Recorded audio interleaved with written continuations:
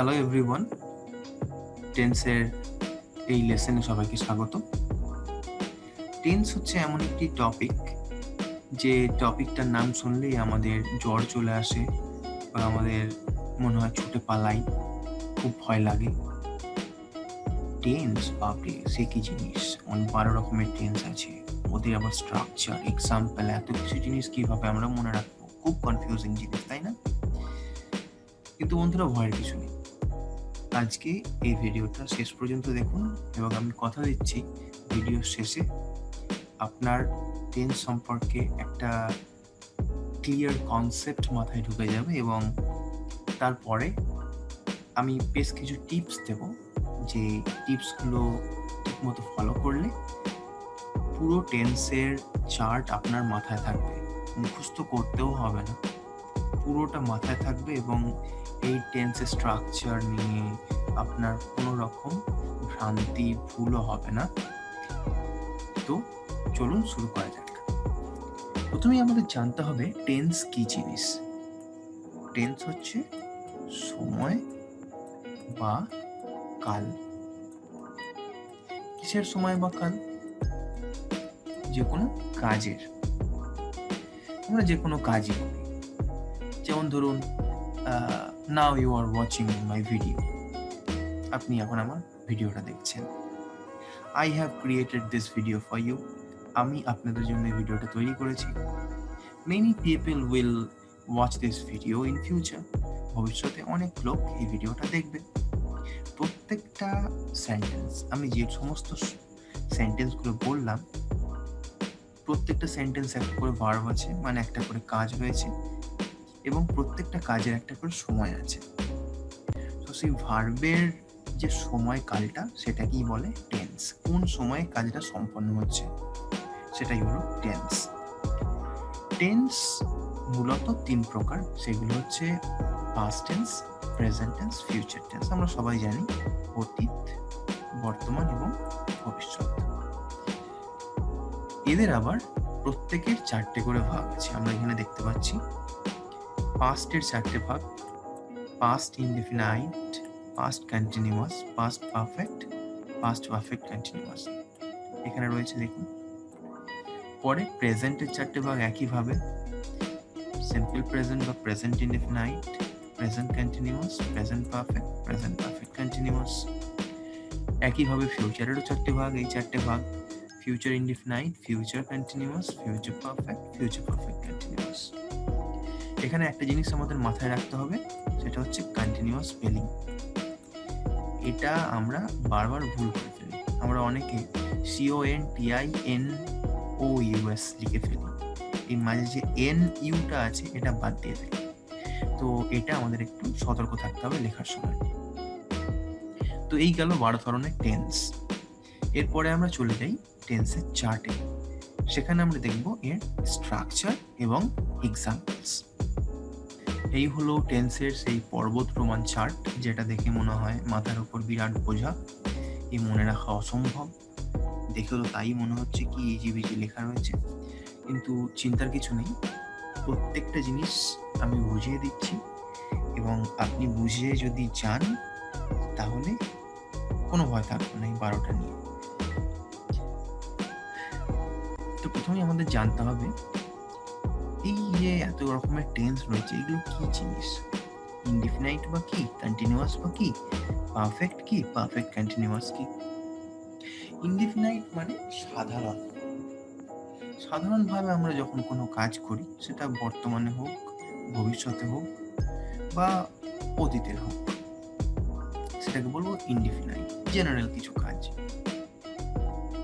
কারণ আমি ভাত খাই, আমি বই পড়ি, আমি পড়েছিলাম, এই ধরনের কিছু যদি সেন্টেন্স আমরা বলি, সেগুলো হয়ে যাচ্ছে ইনডিফিনাইট বা সিম্পল। পরবর্তী কন্টিনিউয়াস জিনিসটা কি? কন্টিনিউয়াস হচ্ছে, কন্টিনিউয়াস শব্দটা এসছে কন্টিনিউ থেকে, মানে যেটা চলছে। তাহলে যে সমস্ত কাজ চলছে, তো if some work is in progress, সেটাকে আমরা বলবো কন্টিনিউয়াস টেন্স। পারফেক্টটা কি? পারফেক্ট হচ্ছে কোনো কাজ কমপ্লিট হয়ে গেছে কিন্তু সেই কাজের ফলটা এখনো বর্তমান, যেমন ধরুন আমি ভাত খেয়েছি, খাওয়াটা আমার হয়ে গেছে, কিন্তু তার ফলটা এখন আমার বর্তমান মানে আমার পেটটা এখন ভরে আছে, আমার এখন আর খিদে পাচ্ছে না। তো আমি কাজটা করেছি এবং তার ফলটা এখনো বর্তমান, সেই ধরনের ক্ষেত্রে আমরা পারফেক্ট ইউজ করি। এর পরের ভাগটা হচ্ছে পারফেক্ট কন্টিনিউয়াস। এটা কি জিনিস? এটা পারফেক্ট এবং কন্টিনিউয়াসের মিশ্রণ, দুটো যদি একসঙ্গে মিশিয়ে দিই তাহলে হয়ে গেল পারফেক্ট কন্টিনিউয়াস, নাম দেখেই বোঝা যাচ্ছে। তো এদের সেন্সটাও একইভাবে মিলে যাচ্ছে। পারফেক্ট কন্টিনিউয়াস আমরা কখন বলবো?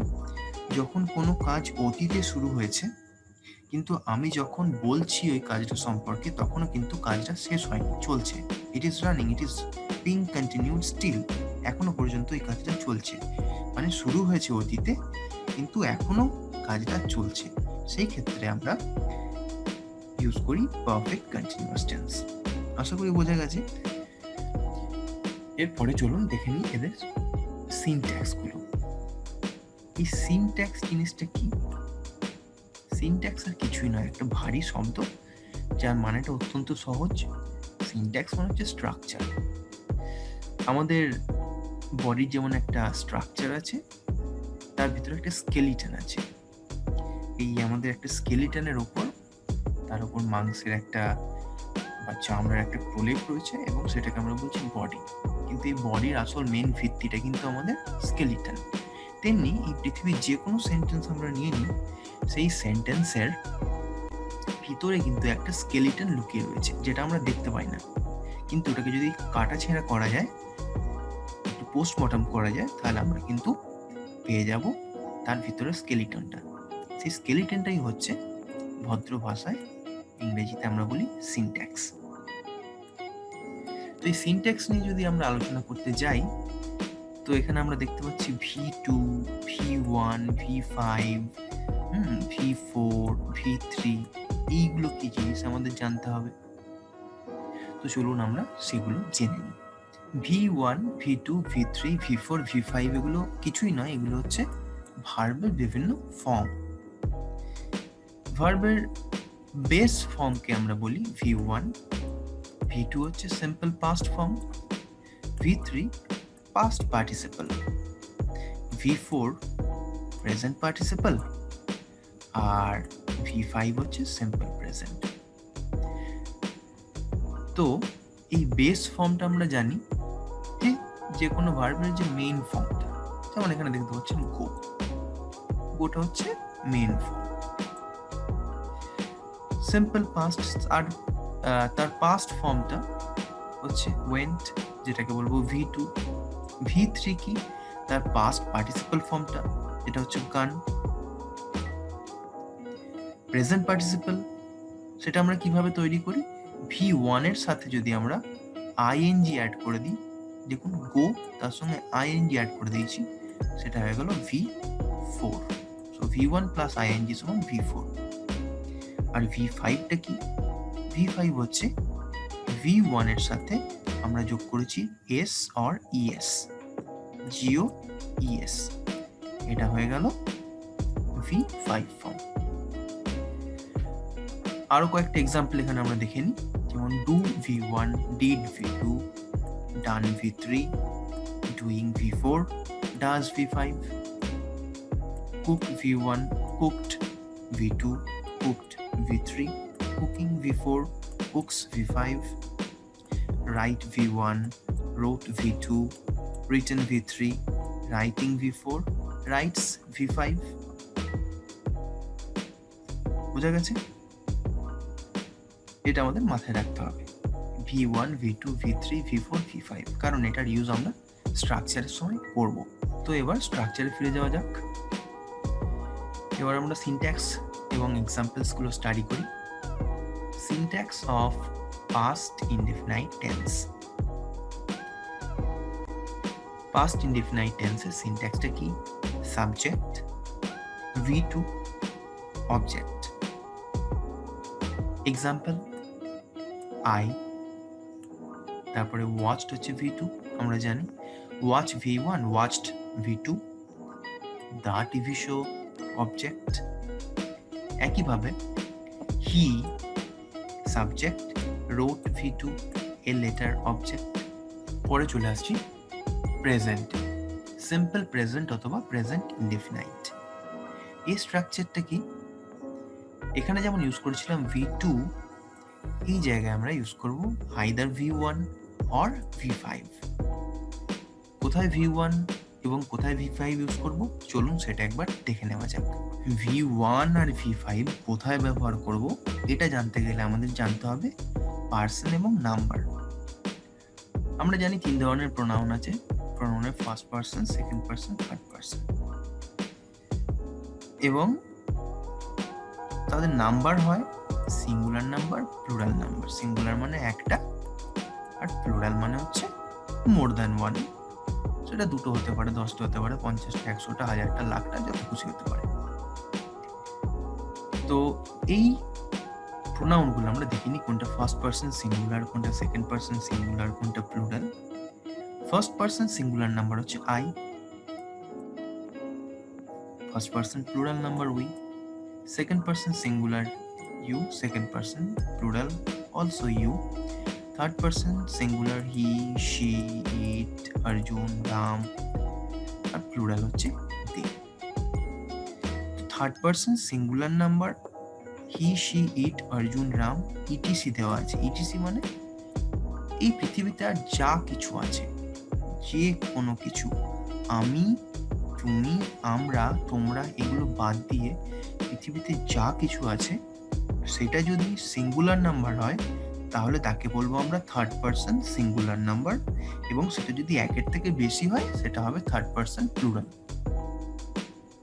তো এখন এই থার্ড পার্সন সিঙ্গুলার নাম্বারের ক্ষেত্রে আমরা প্রেজেন্ট টেন্সে ব্যবহার করি V5, আর যখন আমরা পারফেক্ট করব তখন সেখানে আমরা ব্যবহার করব হ্যাজ। প্রেজেন্ট টেন্সে থার্ড পার্সন সিঙ্গুলার নাম্বারে আমরা either V5 or has use করি। আর বাকি সব ক্ষেত্রে আমরা কি ইউজ করি তাহলে? V1 অথবা হ্যাভ। প্রেজেন্ট ইনডেফিনাইটে আমরা যখন সাবজেক্টকে পাবো থার্ড পার্সন সিঙ্গুলার নাম্বার সেখানে ইউজ করছি V5, আদারওয়াইজ অন্য জায়গাগুলোয় V1, তাই তো? চলুন এক্সাম্পলে দেখে নেওয়া যাক। I watch the TV show. আইটা থার্ড পার্সন সিঙ্গুলার নাম্বার তো নয়, সেই জন্য ইউজ করেছি V1, কিন্তু হিটা থার্ড পার্সন সিঙ্গুলার নাম্বার, সেই জন্য দেখুন এখানে V5, writes, write plus s. তো subject plus V5 plus object, আর প্রথম এক্সাম্পলে subject plus V1 plus object. চলুন পরেরটা দেখা যাক। ফিউচার, ফিউচার ইনডেফিনাইট বা সিম্পল ফিউচার। সিনট্যাক্স কি? Subject, shall will, V1, object. এখানে আমি দুটো কথা বলবো যেটা আপনাদের মনে রাখতে হবে।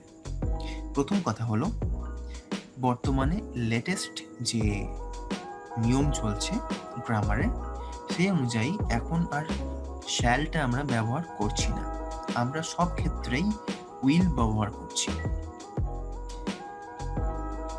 শ্যাল উইল নিয়ে যখন মডেলের ক্লাস হবে সেখানে আমরা বিস্তারিতভাবে আলোচনা করব, তবে আপাতত আমাদের মনে রাখতে হবে আমরা উইলটাই সব ক্ষেত্রে ব্যবহার করব। দ্বিতীয় পয়েন্ট হচ্ছে, শ্যাল বা উইলের পরে আমরা অলওয়েজ V1 ইউজ করব। V2, V3, V4, V5 এগুলো কোনোটাই ইউজ করা যাবে না শ্যাল উইলের পরে। অলওয়েজ শ্যাল উইলের পরে V1 ইউজ হয়, এটা মনে রাখতে হবে। তো এই দুটো ইম্পর্টেন্ট জিনিস মাথায় রাখবেন। তো চলুন এবার দেখে নিই এই স্ট্রাকচারটা তাহলে কি দাঁড়ালো। সাবজেক্ট, শ্যাল উইলের মধ্যে উইলটাই আমরা ধরছি, V1, object. Examples, I will watch the TV show. So subject, will, then V1, then object. পরের এক্সাম্পলটাও তাই, he, subject, will, then write V1, a letter object. আশা করি বোঝা গেছে। তো চলুন পরেরটা দেখে নিই। পরে চলে আসি পাস্ট কন্টিনিউয়াসে। পাস্ট কন্টিনিউয়াস মানে অতীতে কোনো কাজ চলছিল। তার সিনট্যাক্সটা কি? সাবজেক্ট ওয়াজ ওয়ার হচ্ছে বি ভার্ব আমরা জানি, তারপরে থাকবে V4 মানে V1 প্লাস ING আমরা জানি সেটাও, আর তারপরে থাকছে অবজেক্ট। এক্সাম্পলস কি? I was watching the TV show. তো was এবং তারপরে থাকছে V4 means watch plus ING watching, আমি টিভি শোটা দেখছিলাম। He was writing a letter. সে একটি চিঠি লিখছিল, লেখার কাজটা অতীতে চলছিল। Subject be verb in past, তারপরে V4, তারপরে চলে আসছে অবজেক্ট। এবার প্রেজেন্ট কন্টিনিউয়াসে কি স্ট্রাকচার? দেখুন স্ট্রাকচার কিন্তু এক, আমি বলেছি 4টে স্ট্রাকচার যদি আমরা মনে রাখতে পারি তাহলে আমরা 12টা স্ট্রাকচার মনে রাখতে পারবো। তো সেই 4টে স্ট্রাকচার মানে আমরা যদি পাস্টের 4টে স্ট্রাকচার মনে রাখি, past indefinite, past continuous, past perfect continuous, তাহলে প্রেজেন্টেরও 4টে এবং ফিউচারের 4টেও আমরা সহজে মনে রাখতে পারবো। শুধু একটু অদল বদল করে সেটা আমাদের বুঝে নিতে হবে। দেখুন কি পার্থক্য রয়েছে পাস্ট কন্টিনিউয়াস এবং প্রেজেন্ট কন্টিনিউয়াসে? পার্থক্য একটাই, সেটা হচ্ছে বি ভার্বে। পাস্টে বি ভার্বগুলো ছিল কি পাস্টের বি ভার্ব, প্রেজেন্টে বি ভার্বগুলো প্রেজেন্টের be verb am is are, বাকি আর কোনো পার্থক্য নেই। তো যেটা ছিল I was watching the TV show, এখানে হয়ে গেল I am watching the TV show. যেটা ছিল হি ওয়াজ রাইটিং এ লেটার, সেটা হয়ে গেল he is writing a letter, আর কোনো পার্থক্য নেই। চলে এসে ফিউচারে দেখুন আমরা জানি আমাদেরকে উইলটা ব্যবহার করতে হবে এখানে, এবং তারপরে বি ভার্ব ব্যবহার করতে হবে। যেমন এখানে বি ভার্ব ব্যবহার করেছি, এখানেও বি ভার্ব ব্যবহার করেছি। তো এখানে বি ভার্বটা ব্যবহার না করে বি ওয়ার্ডটাকে ইউজ করছি আমরা, এবং তারপরে অ্যাজ ইউজুয়াল V4 এবং অবজেক্ট রয়েছে। Examples I will be, V4 object. এখানে he will be writing a letter, subject will be means be ভার্বটা রয়েছে, তারপরে V4, তারপরে রয়েছে অবজেক্ট। প্রত্যেকটার মধ্যে কিন্তু মিল আছে, কিছুটা সামান্য খুব সাটল ডিফারেন্স আছে, বাকি মিলটা আমাদের ধরে নিতে হবে এবং এই মিলটা ধরেই আমাদের এগিয়ে যেতে হবে, তাহলে এই টেন্সগুলো মাথার মধ্যে একদম গেঁথে থাকবে। পরের অংশটা আমরা কি দেখব? পরের ভাগটা হচ্ছে পাস্ট পারফেক্ট। পাস্ট পারফেক্টের সিনট্যাক্স কি? Subject plus had plus V3 plus object. Example I had watched the TV show. I had watched, so had, then V3 এখানে। He had written a letter, subject had, V3 object। দেখুন present পারফেক্টের সাথে past পারফেক্টের এমন বিশেষ কিছু পার্থক্য নেই, একটাই পার্থক্য, সেটা হচ্ছে এই হ্যাড যেটা রয়েছে এখানে আমরা হ্যাড ব্যবহার না করে হ্যাভ অথবা হ্যাজ ইউজ করব। আমরা জানি থার্ড পারসন সিঙ্গুলার নাম্বার থাকলে হ্যাজ এবং আদারওয়াইজ অন্য জায়গায় হ্যাভ। তো এখানে এক্সাম্পল গুলো দেখে নিই। I have watched the TV show, I have, তারপরে V3, তারপর অবজেক্ট। একইভাবে he third person singular number, তাই হ্যাজ হলো এখানে, তারপরে এখানে V3, তারপর অবজেক্ট। ফিউচারটাও একই ব্যাপার। দেখুন শুধুমাত্র একটা এক্সট্রা শব্দ আমরা ইউজ করছি প্রেজেন্টের সাথে, সেটা হচ্ছে উইলটা। প্রেজেন্ট পারফেক্টের হ্যাভ এর আগে আমরা যদি উইল ইউজ করে দিই সেটা হয়ে গেল future perfect. Subject will, have, V3 object. এখানে একটা কথা বলে রাখি, যদি আমাদের সাবজেক্ট এখানে থার্ড পারসন সিঙ্গুলার নাম্বার হয়, যেমন দেখুন এখানে রয়েছে হি, এখানে কিন্তু ভুল করেও আমরা এটা হ্যাজ করব না, এটা আমাদের হ্যাভই করতে হবে। এটা হ্যাজ কোনোভাবেই করা যাবে না। কেন করা যাবে না তার নিয়মটা একটু আগেই বলে দিলাম। শ্যাল উইলের পরে আমরা অলওয়েজ V1 ইউজ করি, এখানে বললাম।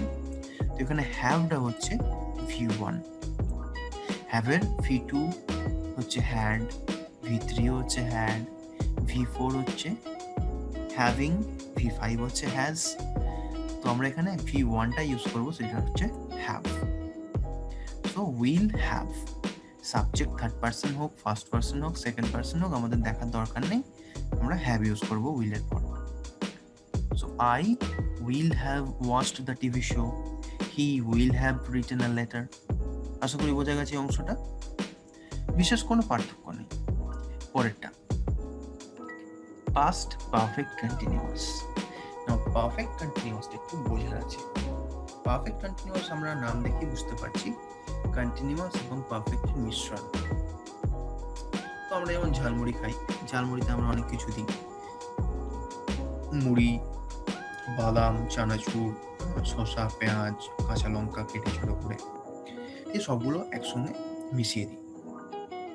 মিশিয়ে দেওয়ার পরেও কিন্তু ওদের ইন্ডিভিজুয়াল আইডেন্টিটিগুলো প্রত্যেকটা কিন্তু থাকে ওখানে, এবং সবকিছু মিলে মিশে আমাদের নতুন একটা জিনিস দেয়, কিন্তু প্রত্যেকটা জিনিসের উপস্থিতি ওখানে থাকে, তাই না?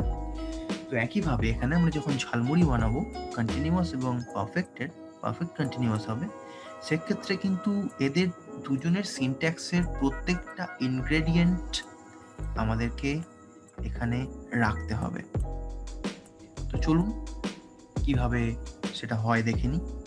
এই জিনিসটা বুঝে গেলে কিন্তু আমরা কোনোদিনই এত বড় সিনট্যাক্স থেকে ভয় খাওয়ার কিছু নেই, এটা আমাদের মাথায় গেঁথে থাকবে ব্যাপারটা যদি আমরা বুঝে করি। দেখুন, দুক্ষেত্রেই সাবজেক্ট কমন, সো সাবজেক্ট নিলাম। তারপরে হ্যাড এখানে রয়েছে পারফেক্টে, সো হ্যাডটা আমরা নিলাম। তারপরে দেখুন এখানে বি ভার্ব ছিল, এখানে ছিল V3, এই দুটোকে আমরা মিশিয়ে দেব। Be verb be plus V3, সেটা হয়ে গেল বিন। সো বি ভার্বের V3 হয়ে গেল বিন, এখানে দুটো কাজই সারা হয়ে গেল। পরে রইল কি V4 এবং অবজেক্ট, তারপরে আমরা লিখলাম V4 এবং তারপরে লিখলাম অবজেক্ট। তারপরে আর একটা জিনিস আমরা এখানে অ্যাড করব, সেটা হচ্ছে সিন্স অর ফর, এবং তার সঙ্গে থাকছে টাইম রেফারেন্স, মানে কোনো কাজ কতক্ষণ ধরে চলছিল বা কখন শুরু হয়েছিল, তারপরে কতক্ষণ ধরে চলছিল, সেটা বোঝানোর জন্য আমাদের পারফেক্ট কন্টিনিউয়াসের টাইম রেফারেন্সটা দিতে হয়। কোথায় আমরা সিন্স ব্যবহার করব, কোথায় আমরা ফর ব্যবহার করব, এই ব্যাপারেও একটা ছোট্ট নিয়ম আছে, চলুন জলদি সেটা দেখে নিই। সিন্স অর ফর, কোথায় সিন্স ইউজ করব, কোথায় ফর ইউজ করব, খুবই সহজ ব্যাপারটা, যদিও এত কিছু লেখা রয়েছে, কিন্তু বুঝে গেলে ব্যাপারটা কিছুই না। দেখুন, since is used to suggest the point of time at which an action started, মানে কোনো কাজ যে সময়ে শুরু হয়েছে সেই সময়টা যখন আমরা কোনো সেন্টেন্সে মেনশন করছি, তাহলে সেক্ষেত্রে আমরা সিন্স ইউজ করব। যেমন এই উদাহরণটা দেখা যাক, the children have been playing since 7 AM, এর মানেটা কি? 7টা থেকে ছেলেরা খেলা শুরু করেছে, so playing started at 7 AM।